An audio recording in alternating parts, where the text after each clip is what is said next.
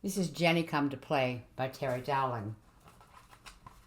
When Dan Truswell learned from the activities coordinator soon after 2 p.m. that Wednesday afternoon Julie Hanover was sitting catatonic in the hospital library, he took it as a routine shut down by the slim, nervous young woman, paged Hans and Carla, left them to deal with it. It was when Peter Raitt knocked at his door less than 2 minutes later, said Dan had to come see Julie, talk to Julie, that Dan decided to check on her himself. Peter was one of Blackwater's star attractions, an amiable, likable schizophrenic who had an uncanny knack for reading his fellow inmates. When Peter showed worry, it was usually worth worrying about. Dan locked his office and accompanied Peter around to the library in the prior wing. "What does Phil say?" Dan asked his frowning companion, knowing how Peter and his schizoid friend Philip Crow made a fascinating double act. Peter shrugged, which was more exasperating than it ought to have been. Phil hadn't expressed an opinion this time. That meant Peter had reacted on his own, which was even more amazing. Then again, he'd shown Julie a lot of attention in the 4 months she'd been at Blackwater. Dan trusted Peter's insights enough to let him be there when they entered the library. Hans and Carla were already with Denise, the activities coordinator, but hadn't yet approached the girl sitting by the corner window, looking out at the fine spring afternoon. When Dan indicated Peter, they nodded and stayed at the desk. They knew Peter was good at getting through to Julie. Dan crossed the room, sat near the petite, olive-skinned young woman with the short black hair and very pretty elfin features. Peter stood to one side. "Julie," Dan said gently. "Can you hear me, Julie?" The young woman showed no sign of having heard. She sat absolutely still, gazing out the window, her eyes unfocused, watching nothing. "Ask her who she's looking out for," Peter said with uncommon directness. "Peter, let me handle this." It was as if Peter hadn't heard. "Ask her, Dr. Dan. Ask who she's watching for." "Peter, that's enough." His tone at least made Julie blink. "Ask her about Jackie," Peter said, his parting shot because Carla was there then to lead him away. But it was Peter suggesting it, and it was Julie, this withdrawn, shy young woman who turned up one day back in June and signed herself in without any identity but her name, no next of kin she could give, no family, no memories, she claimed, to help them build a past, the backgrounds of heredity and environment that had produced her. "Julie, are you waiting for someone?" Still the eyes gazed out at the grounds, broke into the emptiness and infinities of reverie before ever reaching the sunny lawns and trees. "Julie, who is Jackie?" Julie blinked once, twice. The eyes grabbed, locked into focus. She turned to face him, gave a nervous, embarrassed smile. "Are you okay now?" Dan asked. She nodded, ventured another tentative smile, noticed Peter and the others over by the desk. Normally, Dan would have left it to Carla at this point. Peter going solo over this kept him there. "Julie, who's Jackie?" Julie frowned, sighed, and looked directly at him. "Jackie's my sister." "Really? You never said you had a sister." Dan held back the rush of questions that were immediately there. There might be no sister at all, just an imaginary one, convenient fiction. Hadn't surfaced during the hypnotherapy sessions, nor did he want to move over to the armchairs or to an interview room. The view out the library window was probably part of it. She'd been watching for this sister, most likely. "Tell me about Jackie." "It's why I'm here." "Jackie wanted you here?" Dan truly expected her to have forgotten how she came to be at Blackwater, to say that his sister had been the one who committed her, part of a familiar enough persecution and betrayal scenario. Julie's answer surprised him only by its opposite tact, not its content. "No, I came here to escape Jackie. I thought she wouldn't be able to find me here." "Ah, I see," Dan said kindly. He'd heard this sequence of events many times, too. Only the look of intense concern on Peter's face when Dan glanced around at the others kept him with her. "And have you seen her out there, Julie?" "She's coming today. I thought it'd be the last night, but it will be today. I thought it would be last night, but it will be today." "How do you know?" "Jackie always leaves things." "Oh, like what? What sort of things?" "Just things. Signs." "You've seen these signs? What are they?" When Julie didn't answer, Dan tried again. But she wouldn't come from out there, would she, Julie? She'd come in by the front gate. The young woman frowned, studied the grounds with renewed concentration. The emotion in her eyes could have been terror, panic, utter dread. Not for a moment did Dan see it as guile, sort of cunning, so many paranoid schizophrenics affected. This woman seemed truly terrified. Julie, he said, both to keep her with him and to comfort her, she won't give up. She'll keep looking. Yes, well, we'll keep an eye out for her, too. Dan almost fell off his chair when she turned and grabbed his arm. Don't tell her I'm here. She spat the words at him, eyes wide, face twisted by fear. You're safe here, Julie, Dan managed, and by then Carla was there, soothing her, urging her up, Hans assisting, getting her off to her room, leaving Denise by the desk and Peter desperately wanting to follow, to do something. He came over to Dan. She's really scared of her sister, Peter said, as if it hadn't been obvious. We have to protect her, keep her hidden. There may not be a sister, Dan said, wondering as always why he bothered to tell Peter Rate these things. There is and there isn't, Peter said, frowning with what seemed to be both puzzlement and concern. But Julie's right. Jackie does leave things. That was where Peter Rate was his brilliant entertainment value best. It was just that Peter Crow wasn't with him, making it unprecedented, also as disturbing in a way as Julie's outburst. Oh, what sort of things? Last week a piece of cloth tied to that pine over there. He pointed out the window. Last night she would have put something closer to let Julie know she's coming. What sort of thing? Peter shrugged. Something closer. Maybe not visible from the library window, but sharing a connection, yeah. Can I go sit with her? She's resting now. You can see her later. Go wait for her in the games room. Peter nodded, then smiled as if grasping some secret strategy Dan had suggested. Right. The play's the thing, isn't it? Dan said nothing. From long experience, he knew enough just to watch him go. What Dan did do when he reached his office again was go over Julie Hanover's file, reacquainting himself with what little they had.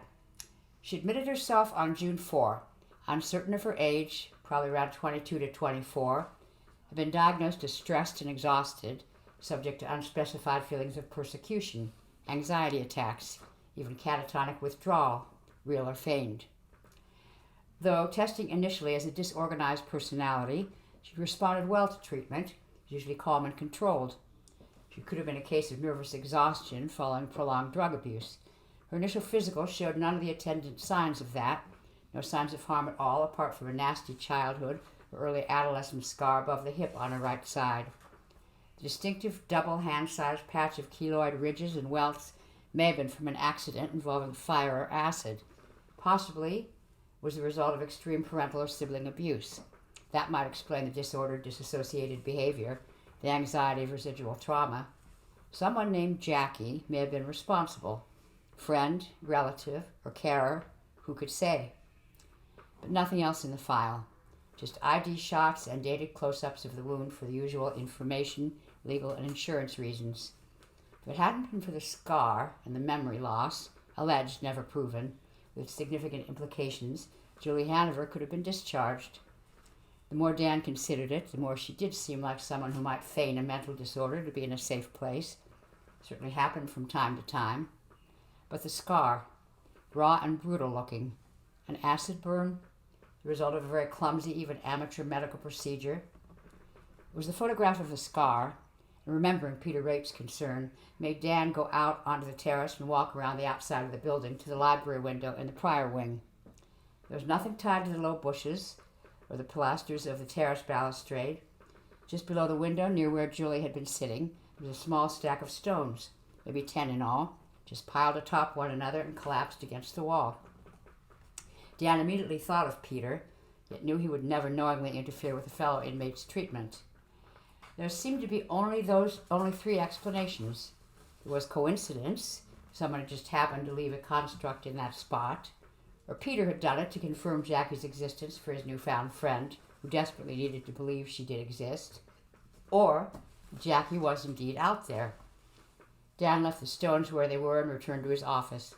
No sooner had he put Julie's file away than, like fate on his heels, Angela phoned to say a Miss Jackie Hanover was waiting in reception to see him about her sister.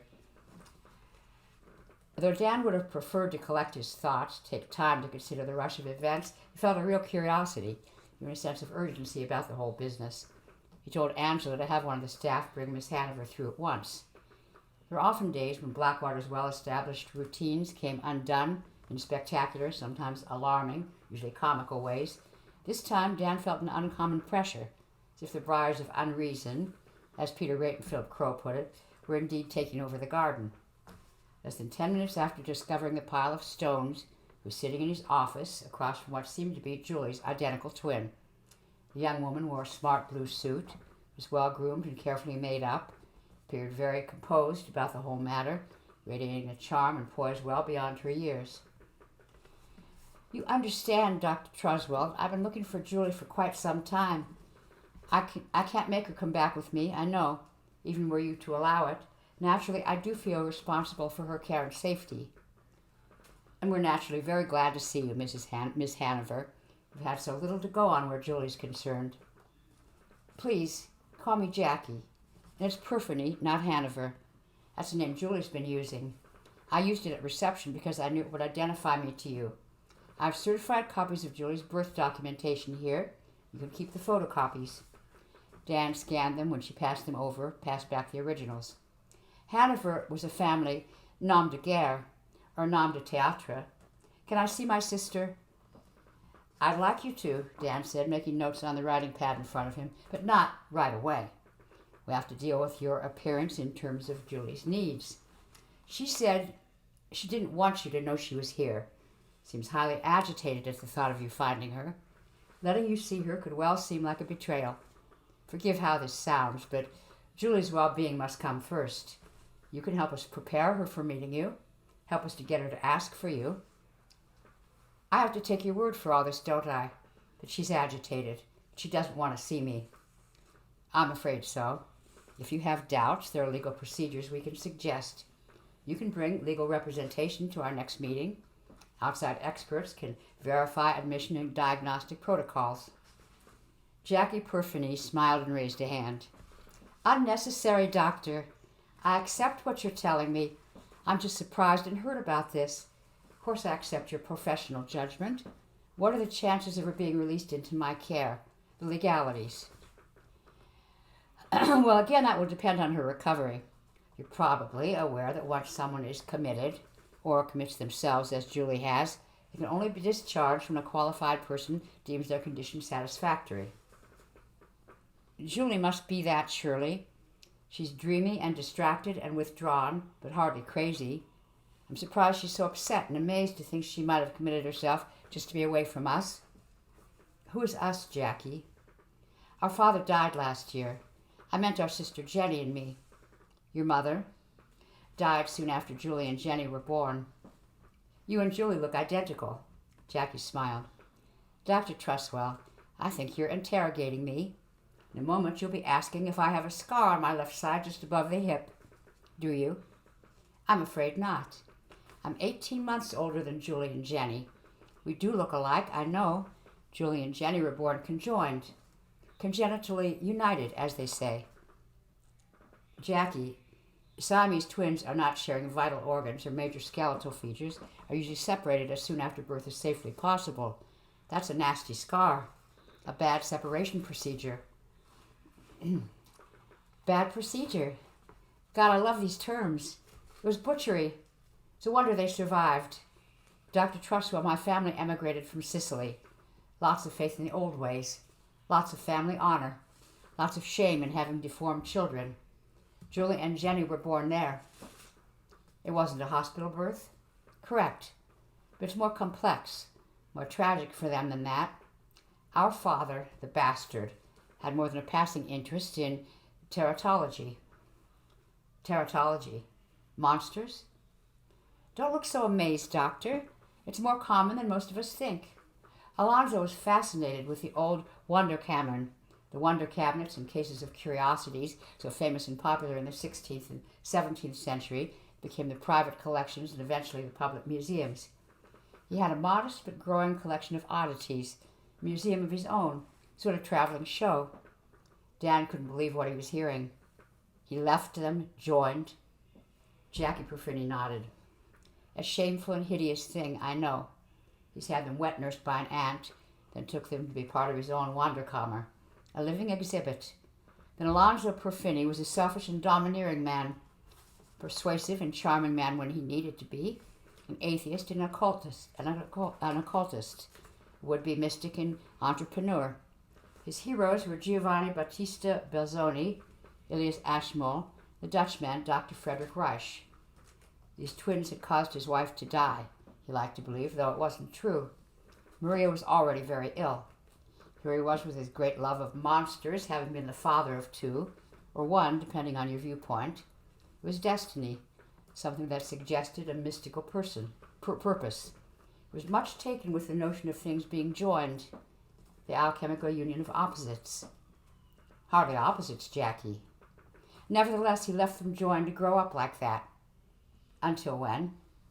Just after puberty. They were barely 13.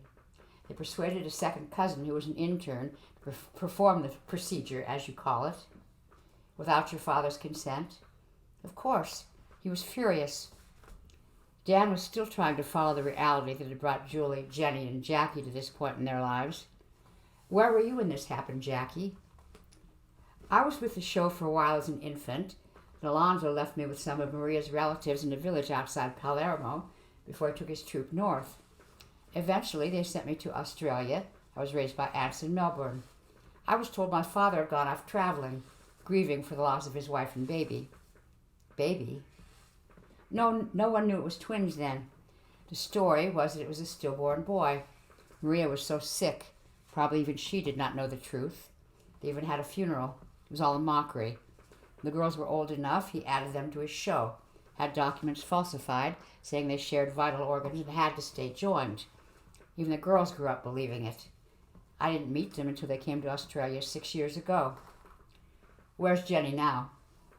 Down in Sydney, safe and happy enough. Even more shy than Julie, but missing Julie terribly. Can you bring her here? I tried to get her to come. She wouldn't. No offense, Dr. Truswell. She thought this place would be too much like the Perfini Chamber of Wonders, his traveling wonder show.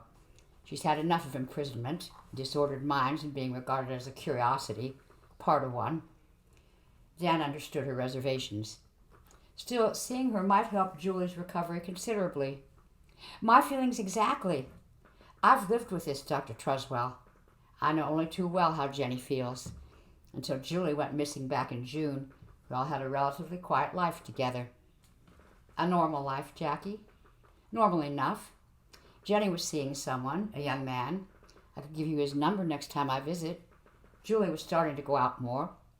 Dan made a few more points on his notepad. It's difficult to know what to do. Despite what you tell me, Julie was terrified at the prospect of your coming here. Jackie Perfini smiled. And she would have told you I leave things, signs that I'm following her. She's done that before. Left signs, I mean. She does it herself. I'm afraid so. Something she did during their time in the show. First it was just a book or a stone or a flower, and she started making things out of folded paper, clay, like piling up stones or tying strips of cloth to trees. That sort of thing, yes. It's just a game. She still comes into our rooms at home and leaves things. It's not serious, is it? Of course not. In her stressed condition, she's made it part of her perception of you, I'm afraid. She believes you're the one doing it. Jackie frowned, then sighed and smiled. So long as she's safe, that's the main thing now. I respect her decision to come here, though I can hardly say I'm happy about it. I'd be grateful if you talked to Julie about all this. See if you can get her to come home. She's had a hard life. Jackie, how did you find her here? I called hospitals, hostels, lifeline, drop-in centers, places like that. Had the police looking for a while. You probably got a call here. Then Jenny suggested I try looking for her under the name Hanover, an alias they used in the show. I see. I'd still like to meet Jenny. I think it's very important. Yes, well, that's up to Julie and Jenny, isn't it? I think it would probably be beneficial for both of them. I agree. So you speak to Julie, and I'll speak to Jenny. How can we reach you? Best I call you. I'm still deciding where to stay in the area. Can't be away from Jenny for too long. Can you give me a number where I can at least call Jenny? Later, Dr. Truswell. I'll need to clear this with Jenny first. It was exasperating, even infuriating, though Dan was by no means a stranger to the Byzantine nature of family affairs. Institutions like Blackwater attracted the end product of crisis and despair, with the added pressures of inheritance complications and human rights issues. Jackie Perfini was giving him as much and as little as he was giving her. Then please call soon. We need to settle things for Julie's sake. All our sakes, Doctor. Julie's and Jenny's most of all, yes. They had and still have a special connection. Jenny doesn't say much about it, but she's deeply troubled when Julie is away. So how must she be feeling now, Dan wondered. Who's minding her? Dan shook the young woman's hand when she stood and offered it, feeling more frustrated than he could remember. He wanted to ask more about her father's traveling show, where it went, what occurred during these crucial years, wanted to ask about her own life. But now it was quid pro quo, and the smartly dressed young woman was heading to the door. As soon as Jackie left him at reception, Dan had Hans note the make and color of her car and placed an immediate call to Jay Went over in Everton. Jay, Dan Truswell. I need Went investigations to do me an urgent favor. There'll be Hans said a few words from the front door. White 94 Laser coming down the highway towards town in about 10 minutes. Victorian number plate. Young female driver. Blue suit, short black hair. I need a local destination for her. To Dan's relief, Jay was able to oblige. He replaced the receiver and leaned back in his chair, told himself it was the most he could do other than talk to Julie, try to get her side of Jackie's story, find out more about Jenny from her. Later he'd phone Henry Badman down in Sydney, see if there was any background on the names Perfini or Hanover in the CIB database. Now he had rounds to do, counseling to give, bits of his own fraying world to be brought to order. He was half an hour at it, busily trying his best to keep his thoughts off Julie's catatonia and Jackie Perfini's sudden appearance, the whole disturbing, strangely compelling sequence of events when he was called to the phone. Dan, it's Jay. I'm halfway down the Putty Road. Your subject has left the Hunter Valley altogether. She didn't stay local. She's heading for Sydney, I'd say. Flat out, too. Want me to stay on this? Jay, I really need you to. This woman is the sister of a patient. We might need a destination in a hurry. Then I'll call a pal of mine in Windsor, Stephanie Ashburn. She can pick it up there, and I'll come back. She's good, Dan. Don't worry. If necessary, I'll get someone from Parramatta to get out there as well. There'll be other traffic, but we might need to leapfrog the closer she gets to home. Sounds like quite an operation. Just like the big kids do. I'll do a trace on the registration, too. Call when I got something, okay? Thanks, Jay. There was no way he could return to his rounds. At 3:50, he paged Carla and asked her to bring Julie Hanover to his office as soon as possible. The girl was ushered in and given an armchair opposite Dan's by the French doors. She looked calm enough, as she never took her eyes off Dan for a moment, obviously expecting some fears to be confirmed. Dan thanked her for coming and opened his notepad. He already decided to play it straight with her. When Carla had gone, he didn't hesitate. Jackie was here, Julie. I know. How do you know? Peter told me. Damn it. Peter Rate had far too much liberty, Dan decided, then retracted it. Peter had never been the enemy before. Probably wasn't now. Though he'd never acted on his own before either. She already knew you were here, Julie. We didn't tell her. Peter told me that too, Dr. Dan. It's okay. I shouldn't have used the name Hanover. It's an old show name. Thank God. Dan settled back. Julie seemed uncommonly composed and alert now, very focused indeed. She told me about Jenny, about the Perfini Wonder Show, about your father and his interests. Julie nodded slightly as if expecting it. He couldn't help himself. Jenny kept saying it. He couldn't help the things he did. Well, maybe so, Julie. We need to know more about it. What can you tell us? Now that Jackie's been here, Dan didn't need to add. We didn't have to be joined. It was only cartilage and muscle. Alonzo knew some doctors interested in Wonder Cameron. They faked x-rays of the Luigi twins from Padua. Alonzo showed the authorities false x-rays. Jenny and I never knew. How did you find out? It just became too much. What he did. We kept away from Italy, certainly from Sicily. Our first names were changed. We used the name Hanover. It's an in-joke. We found we had a cousin interning in Frankfurt when we were there. When Alonso had food poisoning and was taken in for tests, Carlo came and got us from the carnival and took us to visit. We sometimes did go out with Papa and his friends. We could walk well enough to look like we were closely arm in arm. Carlo didn't take us straight to Papa's ward. He did some x-rays of us. We didn't have to stay joined. Did Carlo go to the authorities? Not then. It was a family thing, you see. He got 2 friends to help. Alonso was away. They did the operation in our wagon. They what? That's burn scarring you've got, Julie. Interns with access to x-ray equipment and hospital facilities would hardly use acid or resort to cauterizing wounds with flame. Do you actually remember the operation? There seemed a dreamlike quality between them now, almost as if her words were being recited from some false memory. No. Jenny told me about it. I've forgotten a lot of things. Jenny wouldn't lie to you. He had to be so careful. Never. Jenny is my dearest friend. She's in my song, I'm in hers. Your song? I don't follow. There's much more animation in Julie's features now. She was smiling again. When we were young, it was our private game. We'd sing it. Please sing it now, Julie, would you? Julie smiled and did so in a light, clear voice. When will Jenny come to play? When will Jenny come to stay? Jenny's never somewhere else. Jenny's here with me, myself. Thank you, Julie. I take it as an honor. Jenny would sing Julie. I'd sing Jenny. We thought we'd have one another forever. We didn't know we could be apart. We never expected it. You miss that, don't you, Julie? Sometimes desperately, Dr. Dan. It was all there was. You made it your world every conscious moment.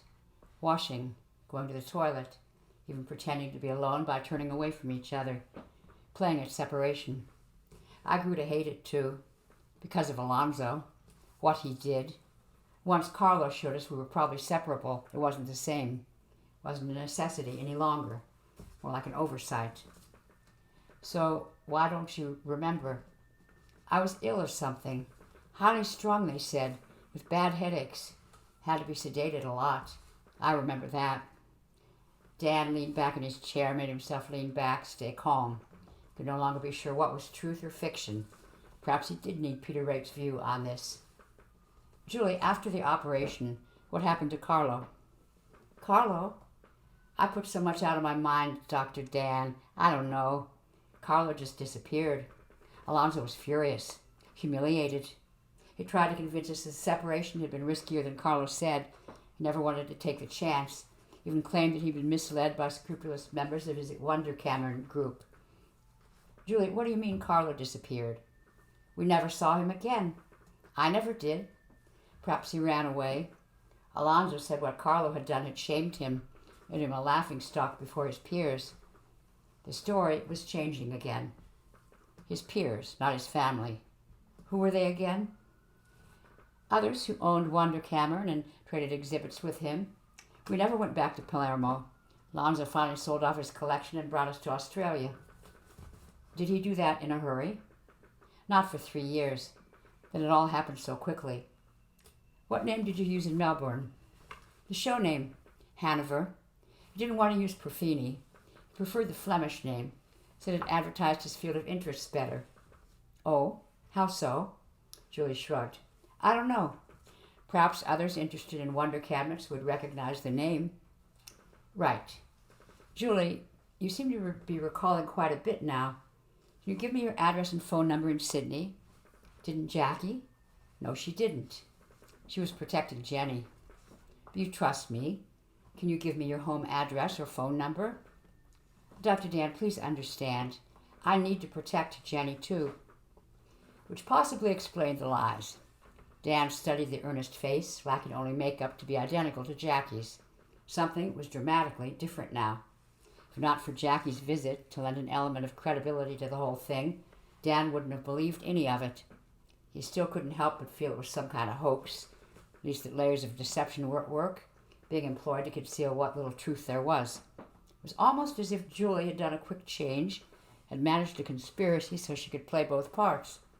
Yet more than ever he had to accept the prevailing situation, not fight it, not force it. Julie, you believe we're genuinely trying to help you. We want you and Jenny to be safe. Of course I do. You and Jackie both want to protect Jenny. Jackie says that she's with Jenny down in Sydney. Is that correct? Yes. Yet you didn't want Jackie to find you. That's right. Can you explain that? Knowing Jackie is living with Jenny, knowing that Jenny misses you terribly, why would you run away from them? I don't know. I just don't know. Please try, Julie. Why did you run away from Jenny? I ran away from Jackie. Why? Why would you do that? Why would you do that to Jenny as well? I just don't know. Do you want to know? What? Would you like me to help you find out why you're here? There were only frowns now, bewilderment and uncertainty gripping her forehead, her confusion drawing out into its inevitable edge of panic. You could see it pulling at her eyes. How? You remember our hypnotherapy sessions, Julie? Now Jackie's found you, I'd like to use hypnosis again. See what we can learn. What is true, Dan told himself. Hypnotize me? Now? That's right. We did it before, remember? Might help a lot. You'll find out where Jenny is. Not if I promise not to ask you that, Julie. Do you trust me about that? Before she could answer, the phone rang. Dan excused himself, crossed to his desk, and answered it. Hello? Is that Dan Truswell? A woman's voice asked. It is. Dr. Truswell, I'm Stephanie Ashburn, friend of Jay Wentz. I followed the subject to a Dowling home address in Horsley Park. That's outside Blacktown near Fairfield. It's semi-rural, lots of open fields and market gardens. I think I know it, Stephanie. Go on. I've just arrived at 72 Dalloway Road. Describe the location, please. Large enough property, maybe 3 acres, just an ordinary 5-row cottage, a few big trees. Any sheds or garages? There's a very large corrugated iron shed set away to the right of the house. Seen better days, but it's sturdy enough. I'd say about 30 meters by 15, about 4 meters high. Where did this car pull up? Outside the shed. Not the house? Right. No lights visible. Shed has no windows on the 2 sides I can see. No signs of activity. What should I do? You're not too obvious. I'm quite a ways from the place. Okay. Stephanie, phone Jay and tell him where you are. I'd appreciate it if you could stay there till one of us calls. Let me give you my number here. Dan wrote it down and hung up. And as he turned from the desk, he saw a small paper object sitting among his files. It was an origami figure of what else? 2 humans joined at back or front. But dropped there by what sister? Julie or Jackie? He couldn't know. One had either had the chance. Jackie as she left, Julie as she came in. Without touching it, he turned back to the armchair by the long windows, now golden with late afternoon light. The hypnosis, Julie. What do you say? She looked up at him, wide-eyed, clearly troubled by the prospect. Can Peter be there? Dan didn't flinch, didn't blink or hesitate. If you want. I know he'd like to be. Julie nodded. Dan returned to his desk, paged Carla, and asked her to send Peter round to his office. By the time he arrived, Dan had his recorder set up and a chair positioned slightly to the back of Julie's so that a guest would be out of direct sight. Peter took it with a smile and a nod, for all the world like a colleague here, to observe an interesting procedure. Dan couldn't help smiling back, then set the recorder going and began. Peter, Julie and I decided we'd try some more hypnotherapy and thought you'd like to join us. You'll observe the usual courtesies, I know. Peter nodded. As silent as the moon, he said. Not a bird, not the mewing of the baby stoat. Baby stoat? Was he quoting? Dan could never be sure. Peter settled back quietly, his eyes fixed attentively on Julie for a moment, and closed in his usual contemplative manner. Dan positioned himself, began the relaxation recital. Julie, visibly settled in her chair, actually seemed glad to give in to Dan's suggestions. Within a few minutes, she had lapsed into a trance. Julie, tell me about the Perfini Wonder Show. Wonder Cabinet, Julie murmured, plumbing the ears. Yes, the Perfini Wonder Cabinet. The Wonder Comer. Tell me about it. We traveled through Europe, Julie said. Papa took us through to many different countries. Not the big cities all that often, and not all the towns. He knew where to go, the special fairs, the right estates. I'm sure. When did he first start showing you and Jenny? Julie didn't hesitate. Jenny was a powerful reality for her. When we were 5, we were the special exhibit. He saved us till last. Did you enjoy it? We loved it. We loved the attention then. Then, not later. Later it was different. How much later? When we had turned 10. It was different then. How was it different? Julie frowned and didn't answer. Her left cheek spasmed, a nervous tic. Beyond her right shoulder, Peter Rake's eyes opened wide, as if in some shared sympathetic alarm, then closed again. He was trying to behave. Julie, Dan repeated, how was it different? Julie was resisting, was even shaking her head a little. There was conflict, something she didn't want to face. Dan was about to put a new question when Peter broke trust and, eyes still closed, asked a question of his own. All the best wonder shows have a secret room, Julie. A special room. What happened in the secret room? Dan was silently furious but said nothing. Like Jenny, Peter was a powerful force in Julie's life. She had wanted him there. Tears were rolling down Julie's cheeks when she answered. It was where Papa took us. Dan stayed silent. Let Peter ask it. To do what? What happened there, Julie? He showed us undressed. He let them touch us. Despair had tightened her throat. The words were pinched, broken with sobbing now.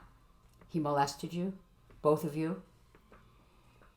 Dan found they were his questions, coarsely, heavy-handedly, almost cruelly put, as direct as Peter always was, though here he was, without Philip, coherent and focused, and helping without Philip Crow. The briars of unreason were blooming indeed. Julie blinked away more tears, nodded.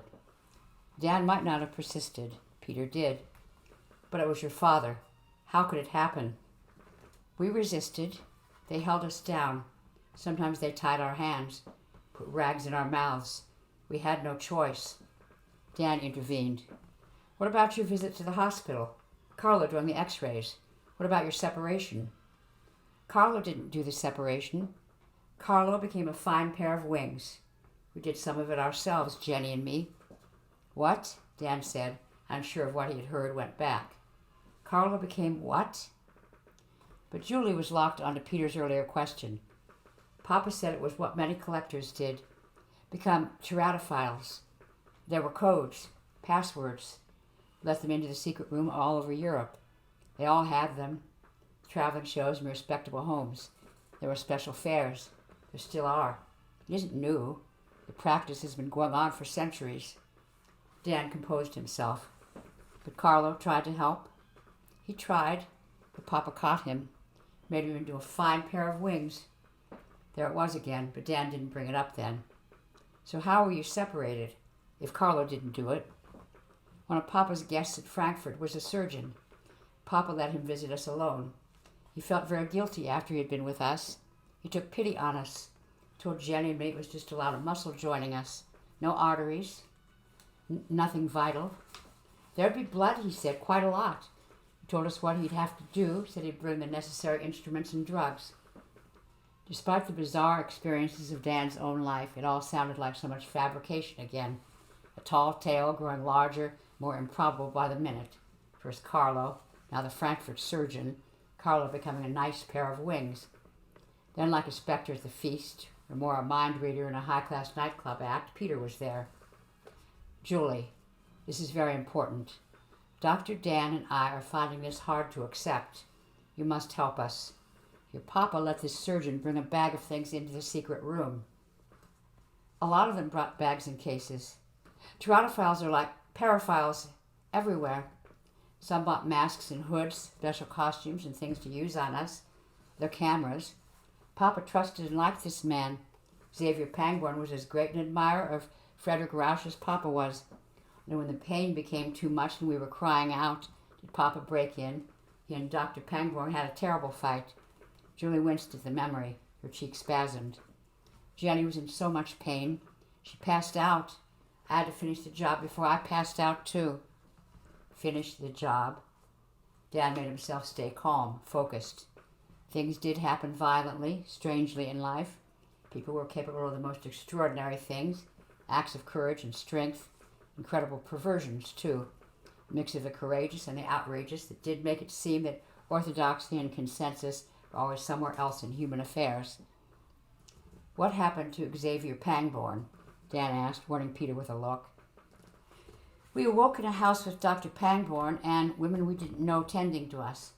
Alonzo was downstairs, furious, so very angry, also very afraid that Pangborn would tell the authorities, and so he was trying to be civil. The same shame and guilt that had made Pangborn help us had also led him to destroy all incriminating papers and exhibits of his own. Now he was a pillar of belated virtue. He said he'd have contacts, keep an eye on us. Alonzo would never be sure what he meant, so actually made the best of the situation. Eventually sold off his own collection and brought us down to Australia. So you were reunited with Jackie. Julie frowned. It was more like meeting her for the first time, really. Jenny and I were too young to remember her with the show. She became very taken with Jenny. Why is that, Julie? Jenny has always been shy and fragile. The trauma of what those men did, the results of the separation. She took it all so much harder than I did. One of us had to cope. One of us had to be stronger. But Jackie came looking for you too, Julie. Jackie cares enough for you to have searched for you. Julie's mouth was a grim line. Her frown crushed her brow with the intensity of suffering, not merely concentration. They should stop soon. There was still so much to learn, and Julie was so responsive, so lucid like this. He'd never have expected it. Dan decided to avoid further mention of Jackie. That was the harming stressor here. How did Alonzo earn his living in Melbourne, Julie? The frown went away. Her mouth softened. He had contacts there, keepers of wonder cameron like himself. One of them gave him a job as assistant curator in a local museum. With a secret room, no doubt. Dan couldn't help himself. Julie took it as a question. I suppose. It was a large public museum, always parts the public doesn't see. That the Brotherhood of Cabinet Keepers kept secret, Dan decided. How did he treat you?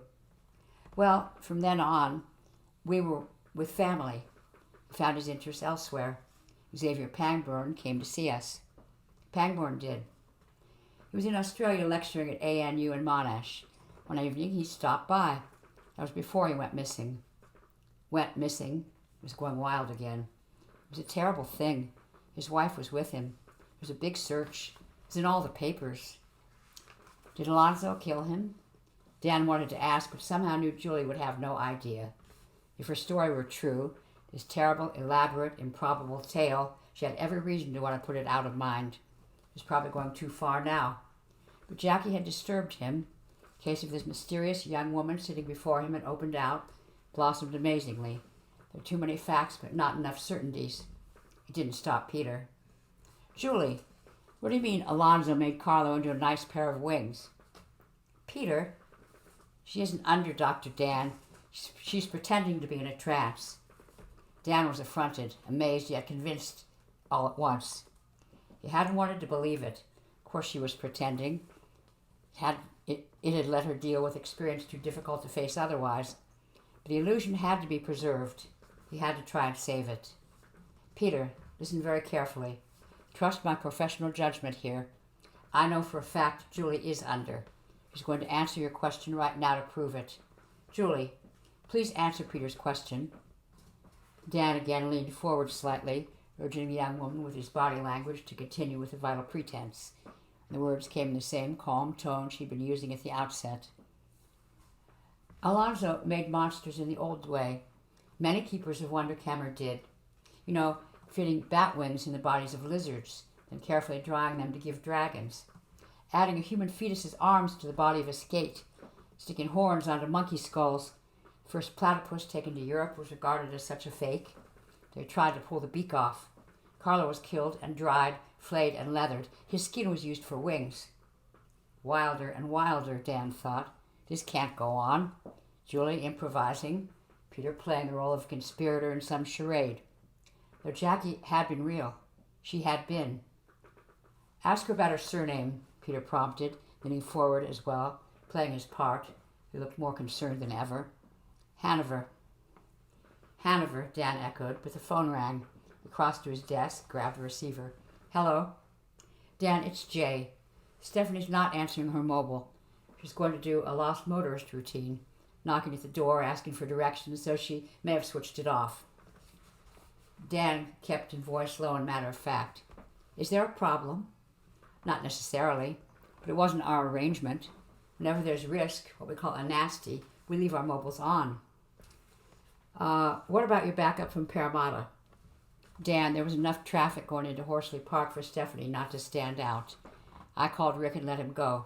Oh, and incidentally, the laser is registered to a Laura Barraclough in Melbourne. Hasn't been reported stolen. I'd say it's on loan. Okay, Jay. I'm probably overreacting badly, but there's an edge to this I don't like at all. If Stephanie's run up against Jackie, she may be in trouble. But Jackie isn't the patient. Correct. Like I said, she's a patient's sister and seems pretty unstable. Let me know the moment Stephanie calls in. Done. What do we do in the meantime?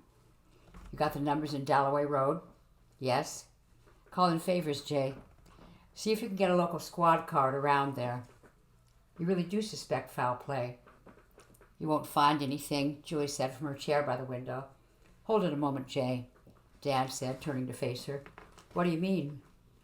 Julie's face was like a golden mask in the last of the sunlight.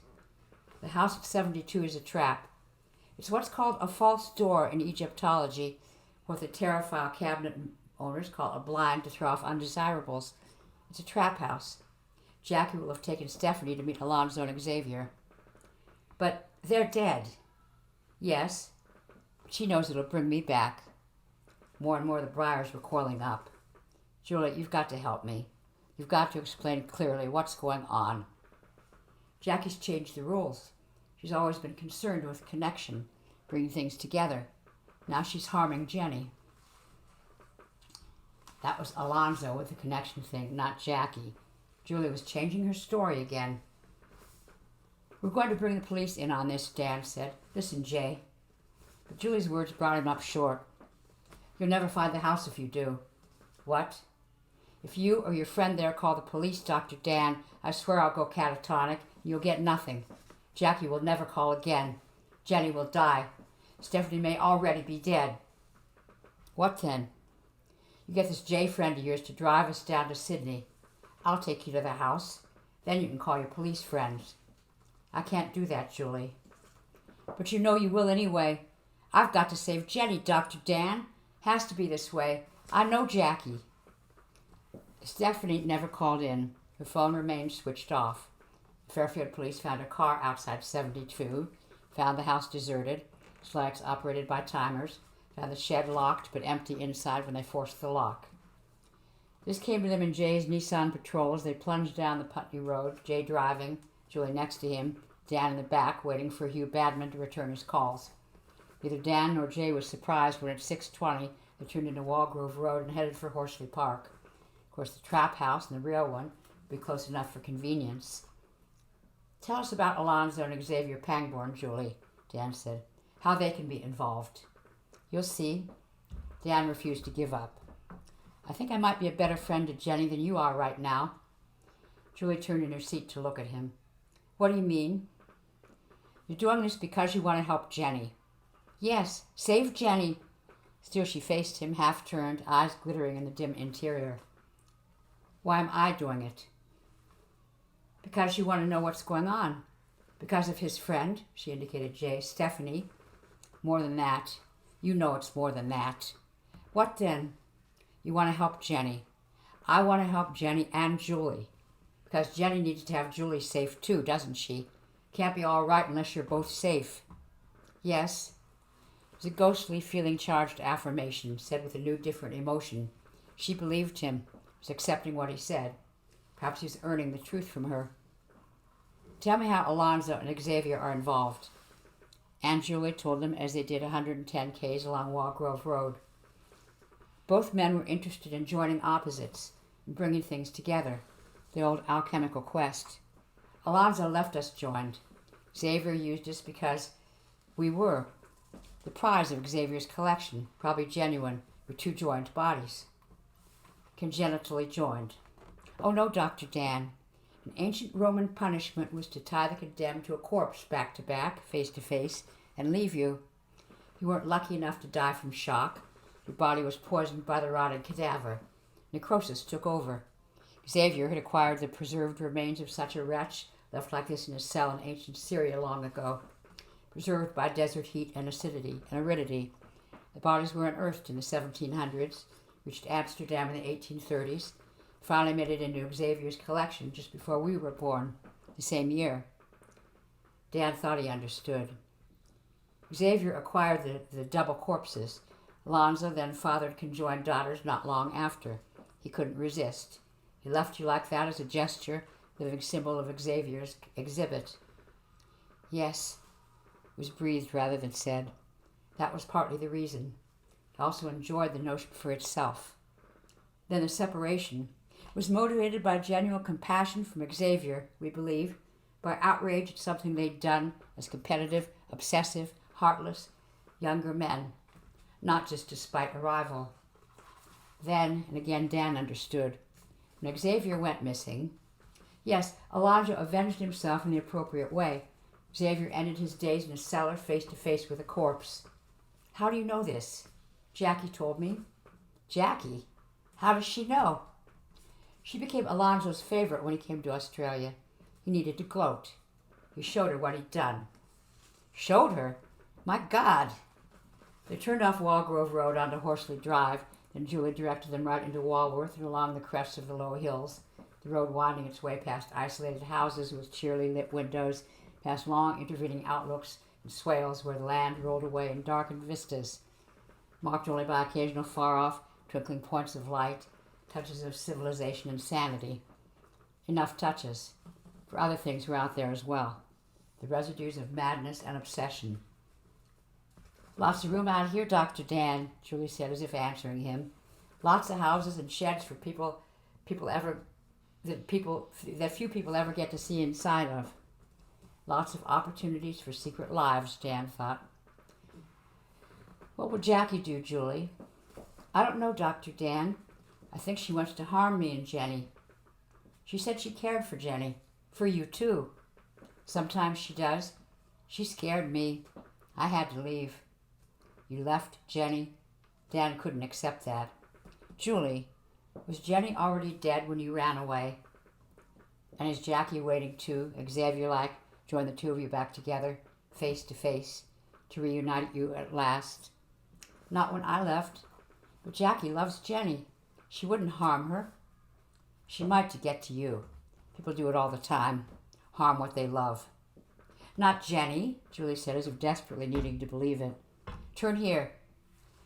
There was a street sign Dan didn't have time to read or even ask about, because almost immediately Julie was telling Jay to pull over in front of a large open field. No, not a field. A drab fibro house sat at the end of a driveway, single light showing dimly from what seemed to be the living room. To the right of the house was a large corrugated iron shed, just like the one Stephanie had described for the place on Dowling Road, about 30 meters by 15, 4 meters or so high, no visible windows, and none of the double doors you'd expect from housing large vehicles in such a structure. There, Julie pointed, indicating the shed and the solitary door they could see on its northernmost corner. Jay reached for his car phone. Don't, Julie said, a voice that actually startled Dan, so different it was than anything he'd ever heard from her. Please, she will harm Jenny and Stephanie. She probably doesn't know we're here yet. Jay switched off the engine. Lives are at risk, Julie. They certainly will be if we don't follow her system. System? Jay asked her before Dan could. There is a wonder-commer here. There. She will have prepared it for us. Again, Jay reached for the phone. Someone has to know. No one's going in there. Dan gripped his shoulder. Jay, it probably does have to be this way. What's the layout, Julie? She will have changed it. It's the House of Italy, most likely, from the Hopi legend. The maze pattern you see all over the southwestern USA. The Arizonan labyrinth with death at the center. Your journey through the maze to death at the center is the journey through life. Julie, Dan said, still gripping Jay's shoulder, knowing how carefully this had to be played, tell us what to expect. There's usually an entry corridor going around the perimeter, leading inwards. There'll be photographs, exhibits to arouse interest. Vanitas mundi tableau. Vanitas what? Jay added. Displays, Dan said. Vitrines containing exhibits. Go on, Julie. Definitely a maze. With traps, shortcuts. You've been in there. You've seen it. I can't say. She will have changed it, Dr. Dan. She wants me in there with Jenny. She won't risk harming me. Give us the address here, Julie, Dan said. As we go in, Jay phones the police. No one goes anywhere till that's done. But as we go in, Julie said, I have to be in there. Promise. Both of you. Dan did at once. Jay hesitated, furious, and grudgingly did so, as if such oaths should hold true just by being given. There was danger here, and madness, though fortunately Jay, like Dan, recognized an essential process at work, saw that any show of force could not guarantee the safety of lives within. The trail of crumbs had to be left for the cavalry, even if it was to be after the event. Everything on Jackie's terms, if they decided to go in. Lot 6, Jellicoe Road, Julie told them, opening her door and getting out, Dan right behind her, determined to stay close. Jay did too, slipping his gun into the inside pocket of his wind jacket, his mobile in his left hand. I want to check the address, he said, rushed off into the night. He could hear his footsteps along the road. He'll call the police, Julie said, taking Dan's arm and leading him up the driveway, angling toward the shed. We need to continue without him. We can't do that, Julie. His friend is in there. He deserves to be here, too. Don't you see, Dr. Dan? If we make this difficult for Jackie, she'll make it difficult for us. He can follow. Please. Dan tried to think it through, to calculate what was to be lost or gained. The door was suddenly there, and it opened easily when Julie turned the handle. Almost before he knew it, they were in the long, 1.2-meter wide passageway that stretched out before them, roofed and walled with sheet iron, wooden floored, with bicycle frosted bulbs every 7 meters or so. The building's outer wall had been corrugated iron, but its interior was faced with sheet iron, suggesting a double wall, probably with insulating batts in between. On the inner wall of the passage were framed photographs, first of the original eponymous twins, Chang and Eng, of other famous conjoined siblings, then of a whole series of renowned freaks and hoaxes. Hanging from the roof beams, casting eerie shadows and turning in the warm, close air by Dan and Julie entering the corridor, the shriveled remains of false monsters. Dan saw a winged serpent-like thing, the red of old blood, then a grimacing homunculus, no doubt a late development fetus, and its wizened features and oversized hands, probably added by some experienced teratologist. Other dim shapes swung and spiraled further down the passageway.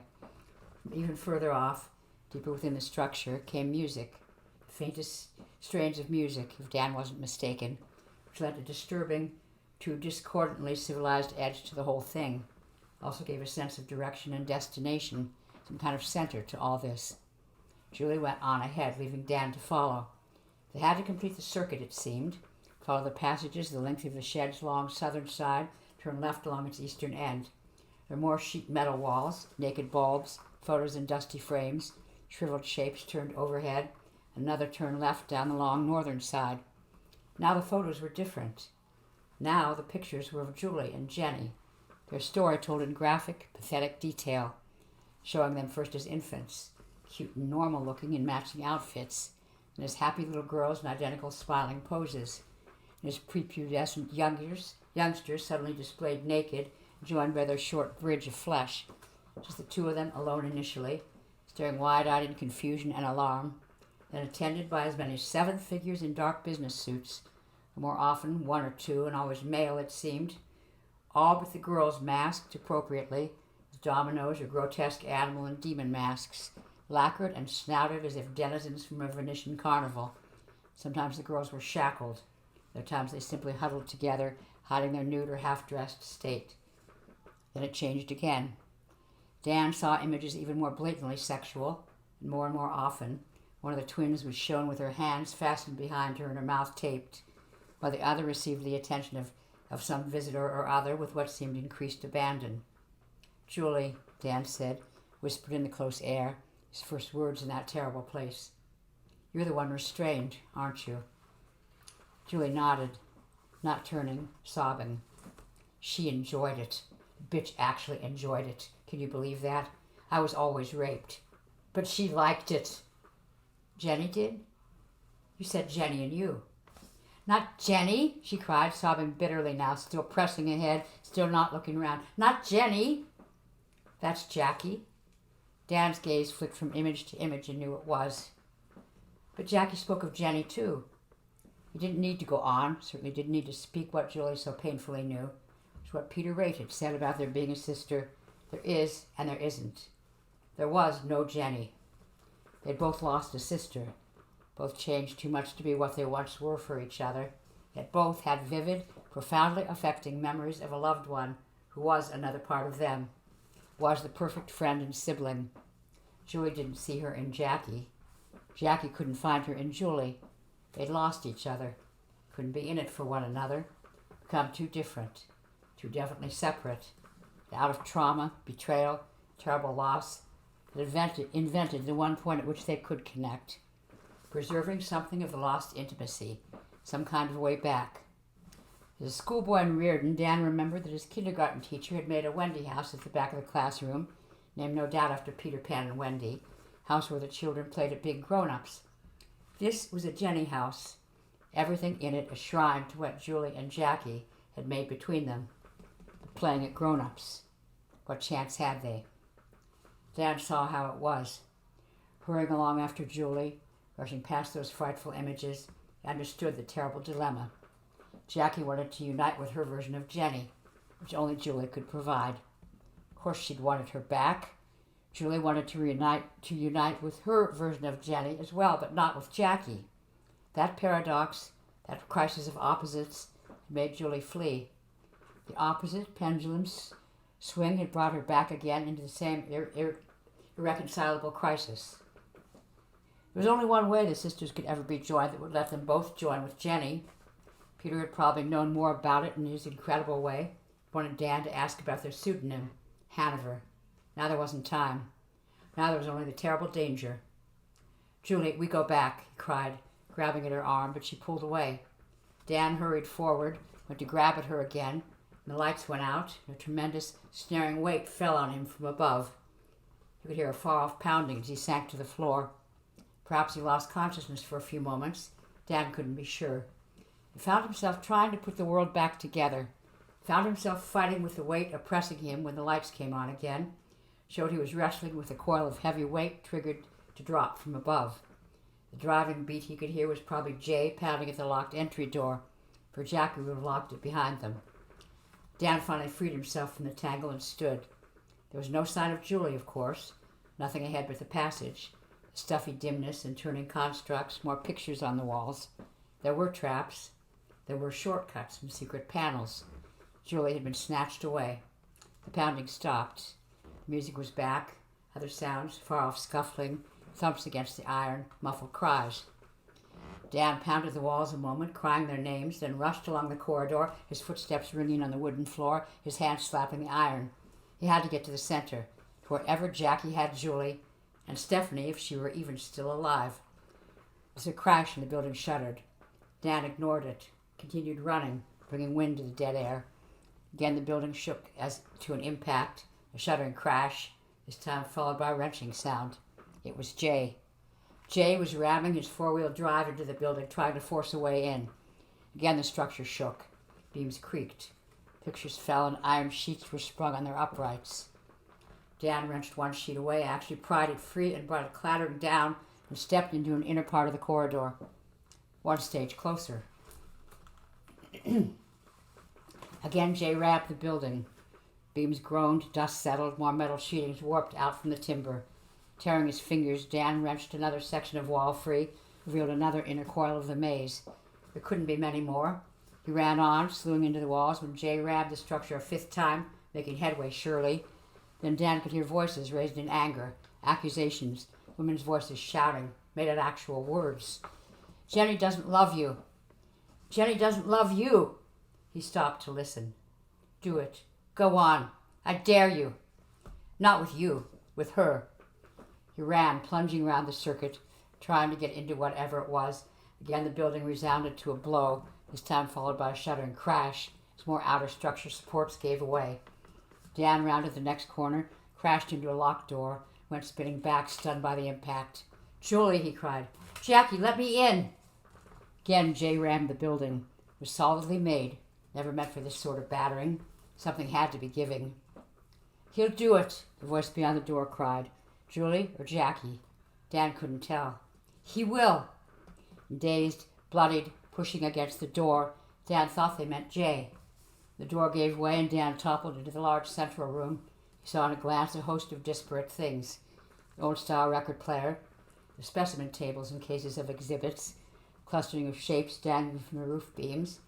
Saw the girls lying naked and joined in the shallow pit in the middle of the floor. Yes, glued together, front to front, the tubes of instant glue lying near them. Julie's hands tied behind her back. Saw, too, what he had set in motion by pushing back the door. Big tub of acid even now tippling onto them. "He'll do it!" The screams and threshing about were hideous and mercifully short. And there was drumming, a relentless drumming. It wasn't the blood rushing through Dan's heart and temples. It was suddenly Jay bursting into the room, eyes wide, gun drawn. They stood in the dreadful quiet, and the near silence of sizzling and dripping faded even as they watched, faded to the lowest, faintest mewing of despair. "Where's Steph?" Jay said. "Listen," Dan told him. "Where is she? Listen, damn it!" And they heard it again. A dismal, far-off wail, a dull thumping. "Where's that coming from?" Dan demanded. "There's always a secret room," Dan said, remembering what Peter had said to Julie. "Try over there. Stay clear of the pit. That's acid." They circled the central depression where the bodies lay contorted, and yes, virtually indistinguishable now, went to one of the dimly lit corners. The mewing was louder, the dull thumping more distinct. They discovered a catch near the ceiling. Another sunk into the wooden floor and fumbled at them, Dan with bloody fingers. Jay, clumsy with desperation, finally pulled back the panel to reveal a room lit by a single bulb. Stephanie was on the floor, naked, gagged, wrapped between the dried corpses of Alonzo and Xavier, their shriveled heads and faces jammed against hers, the groins pressing close, front and back. Though clearly exhausted, she was jerking the hideous construct as best she could, eyes wide with sheer terror and a hysteria very close to madness. Jackie had used false street signs, so it took the police and ambulances a while to find them at Lot 3, Dismore Road. It took hours of Dan and Jay answering questions at the local police station, explaining just what it was that had occurred and why. Thankfully, Harry Badman phoned in at last and vouched for them, adding his verification to those already provided by Blackwater. But it wasn't until 2 a.m. Dan and Jane reached Everton again, knowing how some things needed to be anchored in the mundane as soon as possible. Dan had Barbara, Mark, and Carla debrief them for almost another hour before sending Jay off home. The next morning, Dan wasn't at all surprised to find Peter Raitt sitting at the corner window in the library where he'd found Julie, could it be, less than 24 hours before. "I should have asked you about the name," Dan said. "Hanover." Peter nodded and smiled. "You should have, yes. Though it couldn't have ended any other way. Tell me about it now." "There used to be quite a thriving market in monsters. Many were made in Antwerp, a Flemish seaport on the Scheldt the French called Anvers. Jenny Hanover was the name they gave to such merchandise. Those false monsters." "Yes, Dr. Dan. False dreams in a way. Imitations of wonder some needed to believe in so much. The sisters knew what they were making." "They died for it, Peter." "Yes, but it's closure, isn't it? They'd already lost one another. We're getting further and further apart." "Their Wunderkammer was a death trap." "Ah, but then, Dr. Dan, that's like the world itself. The best of them always are."